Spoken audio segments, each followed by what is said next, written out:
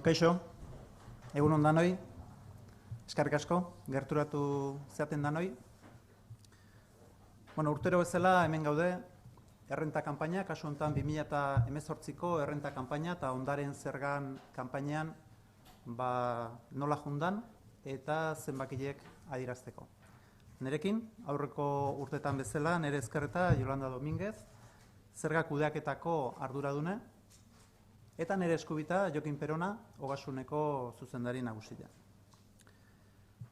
Esan bezala, urtero bezala, errenta eta ondaren zergako kanpainan, lehenik eta behin eskertu herritarrai, eskertu zergadunei, beak egindako ekarpenagatik, izane, dakizuen bezala, ekarpen horri, behaien lanai esker, izan dalako posible, kanpaina hau, era eroso baten eta modu egoki baten aurrea ematia. Bukaeran, eta Jolandak aurkeztuko dizkigu, zifra batzuk eta indikadore batzuk emango ditugu, ikusteko benetan zenbateainoko alde batetik esfortzu suposatzen duen, gure langileentzako, gure taldientzako eta orokorrien aldundientzako, baina baita ere, zerbitzu maila, nire ustez ikusgarri edalako. Eta gero, indikadore batzukin, datu batzukin, nik uste dedien ekarpen hori edanak.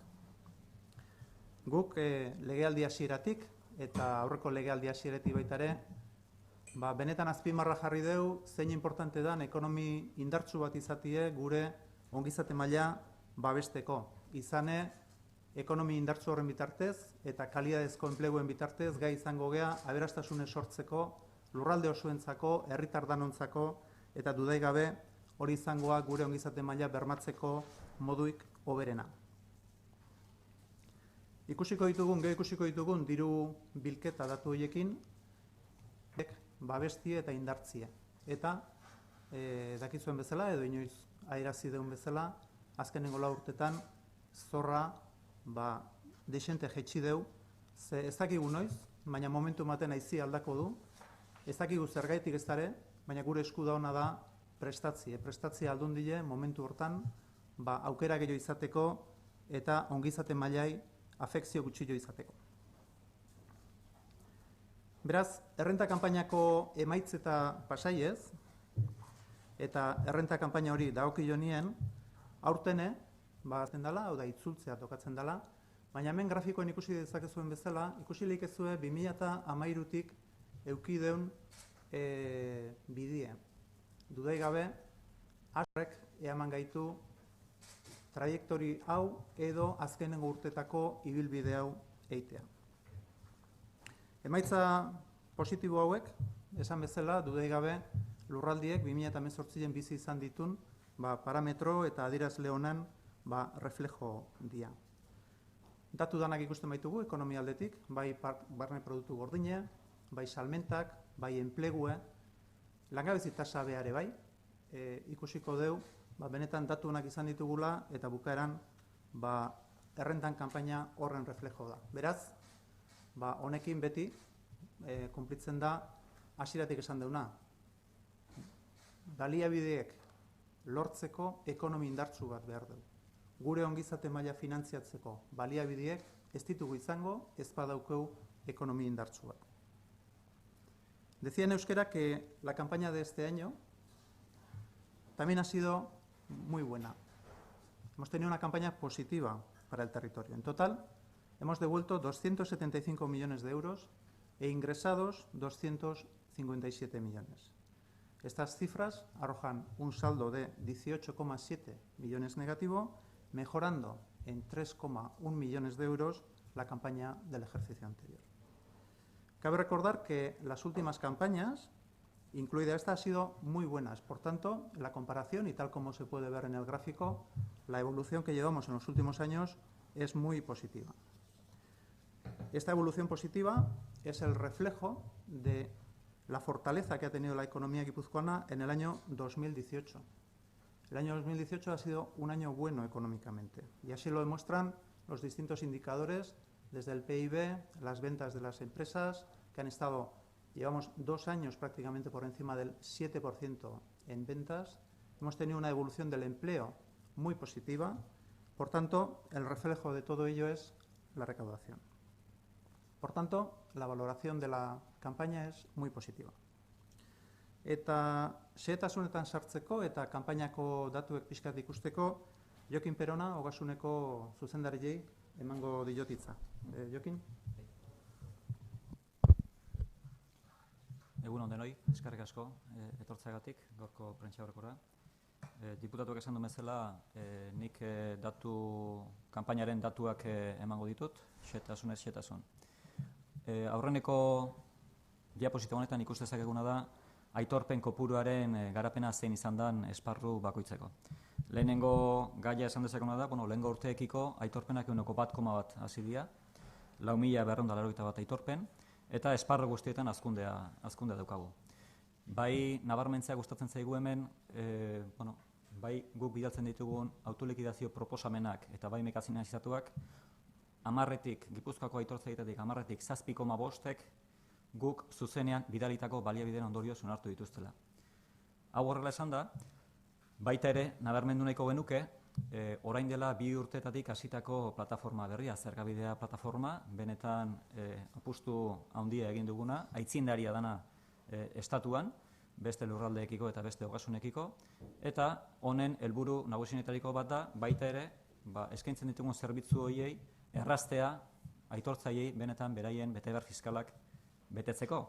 Eta zentzu horretan oso erabilgarritasun erraza dauka eta internetetik aurkezten diren aitorpenak ere, baita ere plataforma honen bitartez aurkezten dira, eta erraztasun horren isla baita ere da, bakoitzak daukan edo bidali diezaiek egun autolikidazio proposamen horri kode horrekin jaisteko aukera daukatela, aldatu behar dituzen gauzak aldatu, eta baita ere igorri ogasunari berriro. Beraz, orokortasun baten saiatzen ari gera esparru desberdinetan aitortzaileei errazten beraien betebehar fiskalak betetzeko.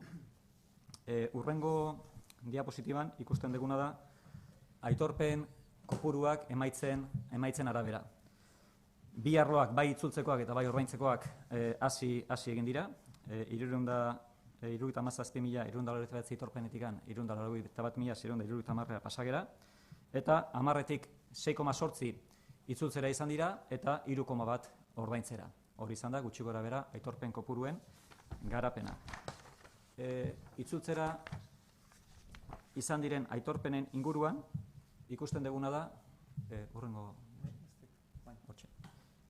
zenbateko guztia kontutan hartzen baldin badugu, itzultzeko aitorpenen inguruan 9,6 milioi euro gehiago itzuli ditugu aurten lehengo urtean baino. 275 milioi eurotik 275,6 milioi eurotara pasagara. Bataz beste 35 euro gehiago itzuli dira eta portzentajea osoarekiko 1,79tik 1,28ra jetxi da. Beraz, zentzu honetan diru gehiago itzuli da aitortzaileei. Ordaintzeko aitorpenen inguruan esparru honetan ere bai, ordaintzera egokitu zaienei 12,8 milioi euro gehiago osotasunean ordaintzeko egokitu zaie aitortzaile guzti. 254 milioi eurotik 256 milioi eurotara pasagara. Aitortzaile bakoitzari, itzultzekoan bezala, 52 euro gehiago aitorpeneko egokitu zaie. Eta portzentaia lehen aipatu dudana, 1,31. Beraz, diputatuak bere sarreran aipatu den bezala, kanpainaren saldoa 18,7 milioi euroko negatiboa izan da. Lehengo urtearekiko 3,1 milioi euroko hobekuntza islatzen derarik. Alde batetik itzultzera 9,6 milioi euroko itzulpen gehiago egin ditudu, hau negatiboa da guretzako, eta beste alde batetik 12,8 milioi euroko positiboa eduki dugu ordaintzeko aitorpenen inguruan. Beraz, saldoa lehengo urtean baino hobexeagoa izan dugu 3 milioi eurotan. Eta azkenik, kanpainaren saldoa eta garapena ikusten baldin badugu azkenengo 5 urte hauetan, argi eta garbi ikus daiteke ekonomiaren garapen hori, eta diputatuak datu batzuk aipatu ditu, nik beste bat jarriko dut mahai gainean, langabezi tasa 2013an 12,5 zeon, 2018an 8,2. Hori datu bat da, baina ekonomia indartsu horren ondorioz, ikusten dugun garapen esanguratsua, 152 milioi eurotan hobetu da kanpainaren saldoa 2013 hartuko bagenu abia puntu bezala. Beraz, garapen positiboak momentuz jarraitzen du eta datu makroak ere benetan ekonomia indartsu horren isla direla esan genezake. Besterik gabe, hau da nik kontatu nahi nizuena, hitza Javierrek. Osondo, eskerrik asko Jokin, eta guain, pasako gineke ikustea ondaren zergan emaitzak. Ondaren zergan kasuen, badakizue, aurreko legealdien, guretzako ondaren zerga, kasu hartan aberastasuna eta fortuna handien zerga zana, garbi ikusten gendun ekonomien aurka zijoela. Hau da, oztopo bat izati ez zeukela ekonomien garapeneako. Eta beraz, ekonomien garapena baldin bada gure ongizate, etorkizuneko ongizate mailan base bezala, dudai gabe honen aldaketa planteatu gendun.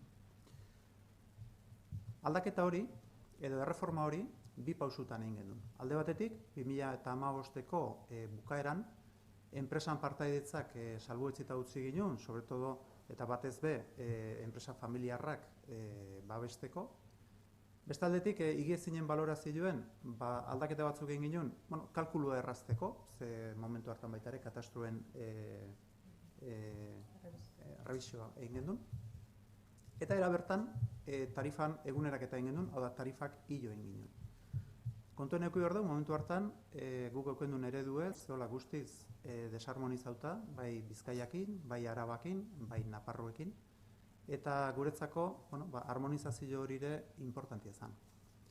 Bigarren pausu bezala, eta aurreko urtien, egin genduna zen, eskutu fiskala sartu gendu, gu ginen lurralde bakarra, eskutu fiskala ez zeukena, eta izenan aldaketaz gain, gure ustez ondaren zergak hobeto representatzen du, Gipuzkoan bezalako lurralde baten zerga honen oinarrile, eta berriz tarifan eguneraketa bat egin genuen, hau da tarifak hilo egin genuen, eta honekin tarifak gehauzien Araba eta Bizkaian tarteko. Araban berdin, Bizkaian praktikamente. Beraz, harmonizatu egin genuen.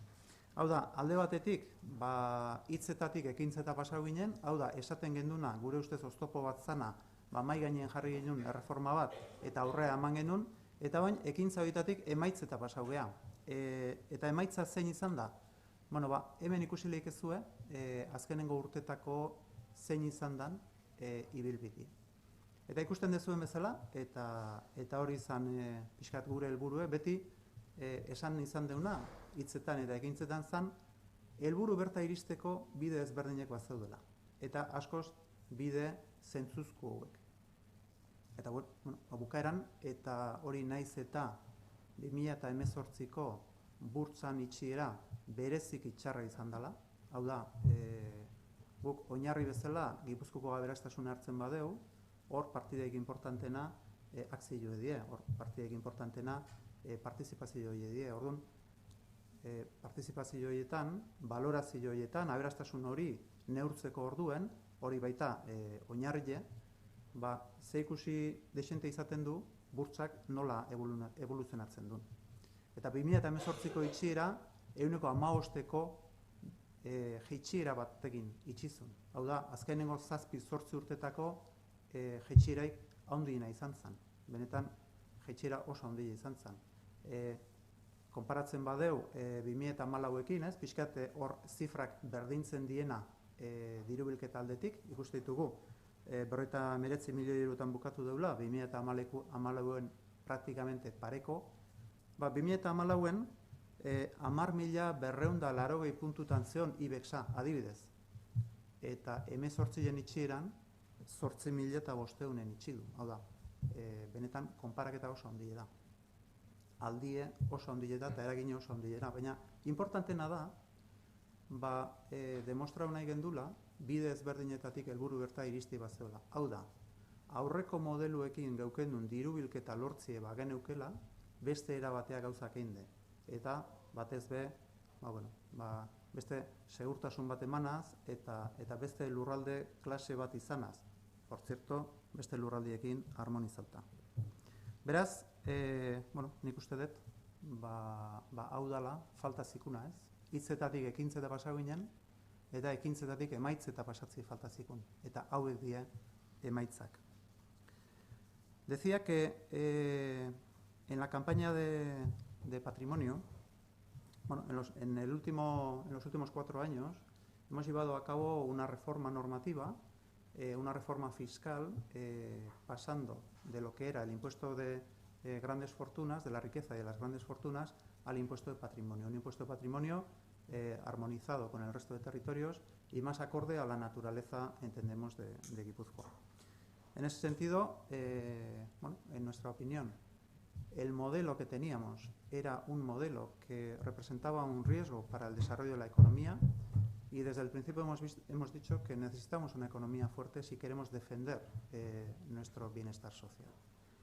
Por tanto, lo que hicimos fue, en 2 pasos, 2015 y 2018, acometer una reforma fiscal en el cual, en el 2015, en primer lugar, llevamos a cabo la exención de las empresas participadas, especialmente pensando en nuestro tejido empresarial que tenemos, un tejido de empresas pequeñas, medianas, familiares y, bueno, pues intentando proteger y que siga siendo la naturaleza familiar.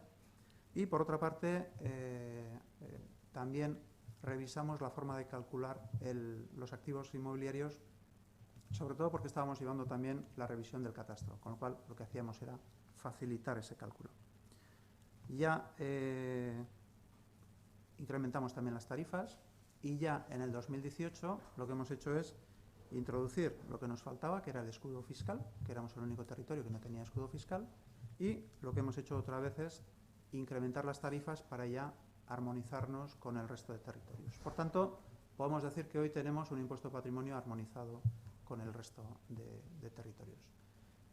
Pero claro, una cosa es lo que decíamos que en nuestra opinión era un obstáculo para la economía, luego seguimos con los hechos, es decir, con las reformas que pusimos encima de la mesa, pero nos faltaban los resultados, es decir, demostrar que verdaderamente se podía llegar al mismo objetivo por distintos caminos. Y yo creo que, bueno, pues esta cifra, que iguala el resultado del 2014, representa esa demostración y teniendo en cuenta, entre otras cosas, aspectos en los cuales tenemos diferencias en cuanto a la realidad del 2014 y la realidad del 2018. Y una de ellas es la que he comentado, de la evolución de las bolsas, algo importante a la hora de calcular este impuesto, ya que es el activo financiero que más peso tiene dentro de lo que es la riqueza, del conjunto de la riqueza, que es la base sobre la cual nosotros luego establecemos el impuesto. Para hacernos una idea, el cierre del 2018 ha tenido una caída del 15%, un cierre que ha sido el peor cierre de los últimos 7-8 años. Por ejemplo, aquí, para compararlo con el 2014, si vemos cómo cerró en diciembre las bolsas, que es la foto que sacamos en patrimonio, veremos que cerró en 10.280 aproximadamente, mientras que en el año 2018 ha cerrado en los 8.500 aproximadamente. Bueno, pues a pesar de esa diferencia que afecta a la base de este impuesto, bueno, pues hemos igualado lo que era la recaudación del año 2014. Por tanto, bueno, pues con esto yo creo que se cierra lo que nos faltaba, que era demostrar, es decir, pasar de los hechos a la acción, y nos quedaba el resultado, nos quedaba demostrar que verdaderamente se podía hacer las cosas de otra forma. Claro, a partir de ahí, pues la pregunta obvia es, ¿y merecía la pena todo el recorrido, todo el ruido y toda la inestabilidad que se generó a raíz de este impuesto durante tantos años? Y obviamente el desarrollo de la economía, si necesita algo, es estabilidad. Por tanto, bueno, pues esperamos haber cerrado un periodo desacertado en nuestra opinión, y bueno, pues nos tenemos que centrar en que la economía siga teniendo esta evolución, en que sigamos teniendo una economía fuerte, porque será la base, junto con el empleo de calidad, de la riqueza del territorio y de la capacidad del territorio para seguir financiando los servicios que sustentan nuestro bienestar social. Eta hemendik aurrea, Yolanda pasako diot hitze, baita ere mahai gainen jartzeko eta ikusi dezagun, lehen esaten ginen, kalidadezko zifra horiek eta zein exigente dan kanpaina hau aurrea ematean. Yolanda, eskerrik asko. Eskerrik asko. Bueno, azkenik Jabierrek aipatu duen bezala, ogasunaren talde profesionalaren kalitatea goraipatu eta eskertu nahi dugu, eta horretarako azkeneko kanpainako zenbait datu azpimarratuko ditugu. Bidali diren 250.614 proposamenetik, etc., 185,6 onartuak izan dira. Itzulketei dagokienez, mekanizatuan bataz beste egun bat eta 58 egun itzuli egin dira, itzulketa horiek, eta proposamen onartuetan egun bat eta 22. Kanpainan zehar, 42.542 dei jaso ditugu, konplexutasun handikoak edota bidalitako proposamenetan aldaketak egitekoak, eta denak lehenengoan hartu dira 56 izan ezik, eta beste aldetik errotaburun egon dira 4.226 zergaduen, eta hauek bataz beste minutu bat eta 56 segundu itxaron dute. Eta azpimarratu nahi dugun beste datu bat, kanpainan zehar eta errenteari dagokionez, 214 idatzizko kontsultak aurkeztu dira, eta bataz beste 9,6 egunetan erantzun binkulantea bidaliei da. Eskerrik asko, Yolanda.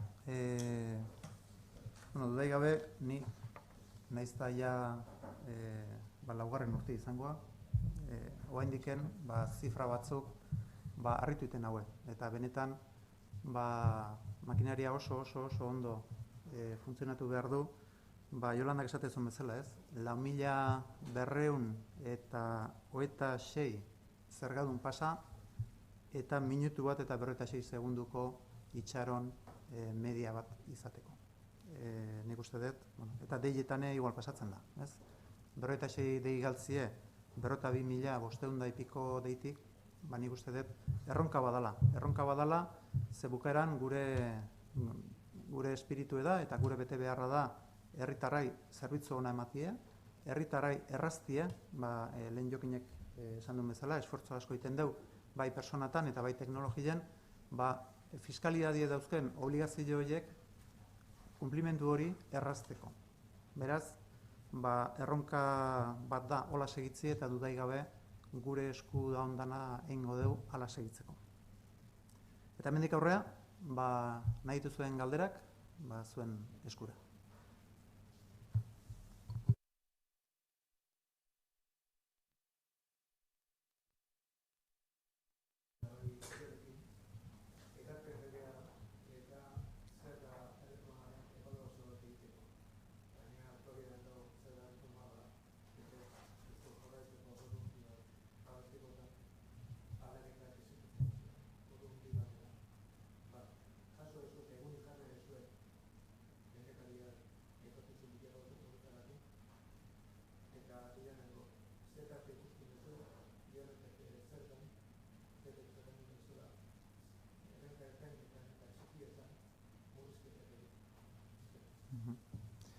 Eskerrik asko. Oraindik fetxaik ez daukeu, baina nik ulertzen dut udarati bueltan urte bukaera aldea pentsatzen dut elkarrizketak hasiko ditugula. Eta ze tarte dago aldaketak egiteko, guk proposamen konkretuek mahai gainen izaten ditugunien, aztertuko ditugu. Eta azterketa horren ondorioz, edukiko ditugu gure reflexio eta analiziek. Baina, oain momentuen ez dauku hola mahai gainen ezer konkretuik, eta hori jartzen gehanien, dudai gabe aztertuko ditugu. Decía que en estos momentos no tenemos una fecha concreta, entiendo que se fijará antes de la finalización del año, en el último trimestre me imagino, y a partir de ahí, pues las distintas opciones que surjan las analizaremos y analizaremos, en caso de que haya propuestas concretas, pues cuál es nuestro punto de vista. Como siempre, es una evaluación y mejora continua la que llevamos a cabo entre todos. Entiendo que estamos hablando de la rebaja del IRPF, la posible rebaja. En todo caso, yo no sé si la Diputación a priori está abierta a esa posible rebaja, porque hace un año sí dijeron que estaban abiertos, luego aquí se torció tal y cual. Yo no sé si ahora la posición previa es abiertos a una posible rebaja al Bueno, en nuestro caso, siempre abiertos a analizar y siempre abiertos a estudiarlo. Obviamente, lo que debemos cuidar en interés de todos los ciudadanos son los niveles de recaudación para que podamos seguir sosteniendo nuestro bienestar social y podamos seguir financiando nuestros servicios públicos. A partir de ahí, bueno, pues obviamente dispuestos a analizar siempre con datos y siempre con propuestas concretas. ¿Estas cifras que ha dado hoy son de récord, de recaudación? Sí. En cuanto a campaña, sí. Sí. Por tanto, facilitaría en todo caso una rebaja del IRPF. Dado que la economía funciona bien y que la recaudación es de récord, parece que el escenario es bastante abierto a esa posibilidad. Sí. Otra cosa es que lo hagamos variable según la evolución de la economía. Yo creo que en algún momento el viento cambiará, nunca acertaremos cuándo ni exactamente el por qué, pero lo que debemos mantener es una sostenibilidad y una estabilidad en términos de recaudación, sin hacerlo variable en función de la coyuntura del momento exactamente.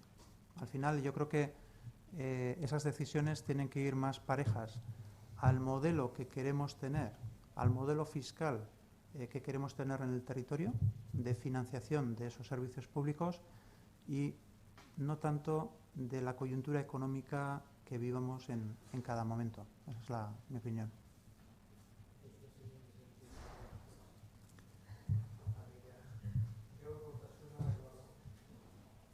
Bai, uste dut esan detela, bukaeran proposamenak baldin badaude, aztertuko ditugu, eta galdera zan pixkat, kanpaina oso ondo jundanez eta historikoki zifra hoena danez, ba ez al leoken aukera gehiago, ba kasu honetan PFZ-ko zergadun batez be txikienai ba jeisteko, ezta. Orduan, bueno, ba nire ustez guk landu behar deuna beti da epe luzeko ikuspegi bat. Guk landu behar deuna da benetan ze modelo nahi deun herri hontan gure beharrak, gure behar finantzieruek betetzeko.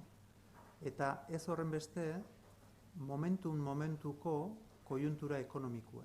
Ze bukaran guk estabilidade eman behar dilo, gure gaitasun finantzieruei, estabilidade eman behar dilo, beraz gure diru bilketai, eta dudai gabe, ba, ekonomiek bere zikluek mantenduko ditu, oain urte oso ona izan deu, 2018koa, momentu maten aizia aldaukoa, ez dakigu noiz eta ez dakigu exactamente zergatik, baina guk gure modeluek prestauta hon behar du, kasu hortan, gure finantziazio ahalmenak ez jeisteko eta beraz gure ongizate mailan afekzio handik ez izateko.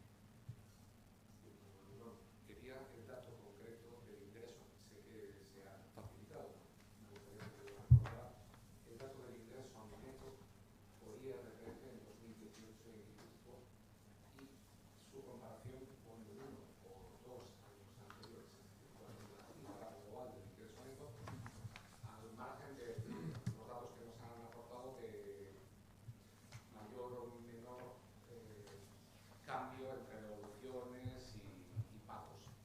¿Cuánto se ha recaudado en global por IRPF en Guipúzcoa en 2018 y cómo se compara eso con 1 o 2 años antes? Sí. Bueno, en lo que es el saldo de la campaña, no sé si quiere desglosado ingresos y devoluciones en total. La cifra neta. Perfecto. Que ingresa la Diputación. Pues en este caso, en el año 2000, la campaña del año 2018, el saldo neto ha sido de 18,7 millones negativo y es la mejor cifra que tenemos, yo creo que es históricamente la mejor cifra. Si miramos, por ejemplo, el año 2017 fue de 21,8 millones negativo, el año 2016 52 millones negativo y el año 2015 76 millones negativo. Disculpe, no me he explicado bien. Lo que quiero preguntarle es cuánto ha ingresado la Diputación, no qué diferencia ha habido en la recaudación entre quienes les ha tocado devolver y a quienes les ha tocado ingresar, sino cuál es la cantidad que la Diputación ha ingresado por IRPF, por ese impuesto, en 2018 y si pudiera comparármela con el año anterior o el anterior. Gracias. Vale. En términos de recaudación, En términos de recaudación, el importe global no lo tengo a mano, no tenemos la recaudación. Efectos, dato del IRPF exacto, no, el desglose no te puedo decir, pero sí a efectos de recaudación global. El pico anterior fue en el 2007, unos 3.400 y pico millones de euros. Tuvimos una baja de un 30% en 2 años de recaudación. De ahí yo que digan aquello de la sostenibilidad de los recursos públicos. Y luego se van incrementando y ya hace 2 ejercicios superamos aquel pico. Y ahora, este año, si no me equivoco, el presupuesto está terminado en 5.127. Ese es el presupuesto que tenemos. Millones de euros. Sí. Real. Bueno, el año pasado fueron 4.000, no sé, a efectos de... ¿Pero quieres un IRPF? Vale, es IRPF enviaremos la información, porque es que verdaderamente en los ingresos del IRPF hay que tener en cuenta que la mayor parte es ingresos de la campaña, pero luego hay más ingresos que suman la recaudación total anual por IRPF. Claro, nosotros aquí estamos haciendo referencia y los datos que tenemos a mano son de la campaña. Entonces, podemos remitir información en lo que es la recaudación total a cierre de 2018 de cuánto ha sido el IRPF y la evolución de los últimos años. Más que otra cosa le decía, porque una vez cerrada la campaña ya más o menos se puede establecer las cifras por donde hay. Es para saber, o sea, el objetivo no es por pedir cualquier dato, sino es para saber en el debate político si se puede decir que la Diputación de Guipúzcoa ha ingresado, no lo sé, 100 millones más de euros que el año anterior, con lo cual habría una disponibilidad de 100 millones más que, tal y como usted nos ha dicho, pues podría ser guardada en una caja por si los vientos cambian y las cosas, o tal y como dicen otros agentes políticos, se puede usar para otras cosas, o se puede usar para rebajar la presión fiscal o para gastarlo en lo que cada uno proponga. Ese era el objetivo de la pregunta, conocer si estamos ingresando más dinero, si en la caja ha entrado más de lo presupuestado, más de lo que se ingresó el año pasado, qué diferencia hay entre un año y otro, eso era lo que yo buscaba. Vale. Al final, primero, obviamente tenemos el desglose del 2018. En el 2019 podemos hacer proyecciones, pero realmente queda mucho todavía de 2019. Es verdad que en términos de IRPF esta campaña marca un paso importante, pero luego tenemos desde modificaciones normativas a hechos puntuales. Quiero decir, verdaderamente, aunque nosotros internamente sí tenemos una proyección de cierre de año, todavía queda mucho de lo que resta de año. En otro orden de cosas, no sé si la Diputación está dispuesta a devolver lo que reclaman las madres, el tema de las exenciones del IRPF. Vamos, si está dispuesta la Diputación a hacer el reembolso a las madres que reclamaron este dinero. ¿Cómo está la cuestión? Si va a seguir lo que ha anunciado Vizcaya, una modificación de la norma, que también Álava va por ahí. ¿En qué posición está ahora mismo Guipúzcoa en este tema? Sí, bueno, disposición desde el principio. Y esto otra vez, pues, como se suele decir, hechos son amores y no buenas razones. Nosotros a día de hoy creo que hemos devuelto 30 millones de euros a casi, bueno, a 29.000 y pico solicitudes que hemos tenido, es decir, casi 30.000 solicitudes que hemos tenido. Por tanto, desde el principio pusimos encima de la mesa un sistema ágil, rápido, y hemos abonado, como decía, 30 millones de euros, incluido intereses. Es decir, creo que, como decía, hechos son amores, ¿no?, en cuanto a demostrar la disposición. A partir de ahí, y esto también es cierto, para aquellos que tenían la firmeza en cuanto a su solicitud o a la denegación de la solicitud, pues obviamente, técnicamente, es una cuestión muy compleja y la hemos ido trabajando. Disposición toda, pero disposición también a que tenemos que dar una solución correcta y técnicamente intachable, porque lo que más daño nos podría hacer aún es que en el futuro tengamos otros problemas porque no hayamos sido capaces de solucionarlo técnicamente como es debido. Dicho eso, llevamos muchos meses trabajando y bueno, yo creo que ya a finales de este mes tendremos el resultado de ese trabajo y bueno, yo soy optimista en cuanto al resultado.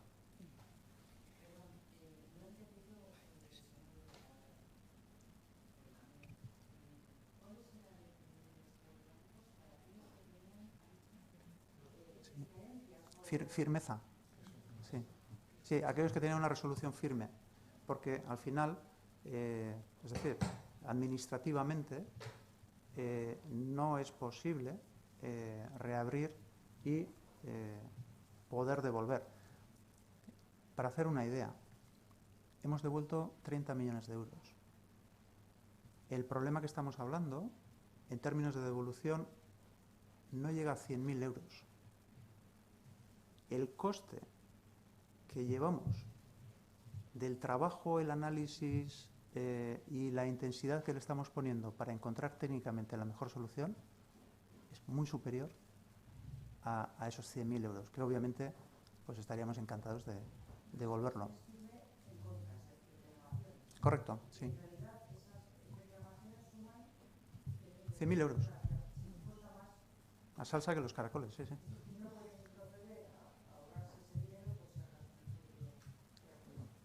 No, tenemos que encontrar, o hemos tenido que encontrar administrativamente y jurídicamente la forma para hacerlo. Esa es la cuestión. Claro, es un tema complejo, es algo que además lo tenemos que compartir entre las distintas administraciones, porque al final, bueno, pues ahí también tenemos que actuar de una forma armonizada, yo creo, el resto de instituciones. Bueno, nosotros las tres diputaciones nos vamos a sentar antes de final de julio y bueno, yo creo que a partir de ahí podremos entonces sí hablar del tema. ¿Cuántas personas afecta? ¿Los 100.000 de devolución a cuántas personas afecta? 100.000, de los 100.000 euros, Sí. pues vienen a ser unos 80 o algo así. Yo le quería preguntar por el tema del patrimonio, porque en 2014 veo que se recaudaron, pues bueno, unos 300.000 euros más que en 2018, entonces no es exactamente igual la recaudación, ¿no? Bueno, pero en el 2000, si miramos al anterior, verá que fueron 50 y... un segundo... Sí, 57, que fueron 56, algo. Quiero decir, al final, el modelo estuvo en vigor 2013-2014. Entonces nosotros, a pesar de la evolución en bolsa, hemos igualado prácticamente al mejor del modelo, que efectivamente hay una diferencia de 600.000 euros en 59 millones de euros. Bueno, podríamos ponerlo con decimales, sí, sí.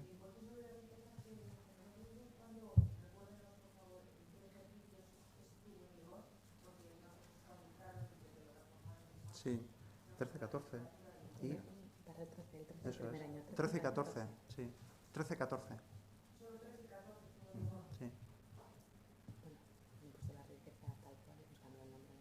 Bai. Amatasuna dela eta ez dela. Noaino findu dezue erantzun juridikoa eta ez dakit ze aurreratu dezakezun hain zuzen ere beste aldundiekin inberdezuen bilera horri begira.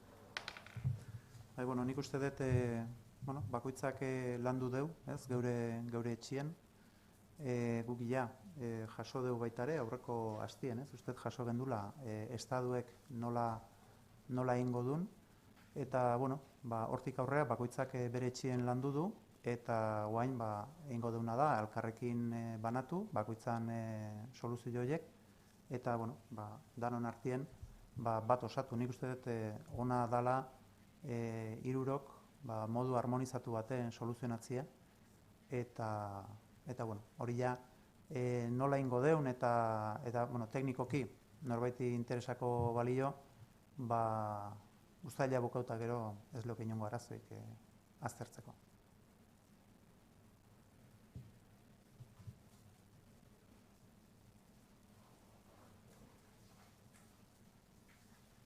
Beste galdereik? Oso ondo, eskerrik asko, eta ikustez pagea udara hona izan.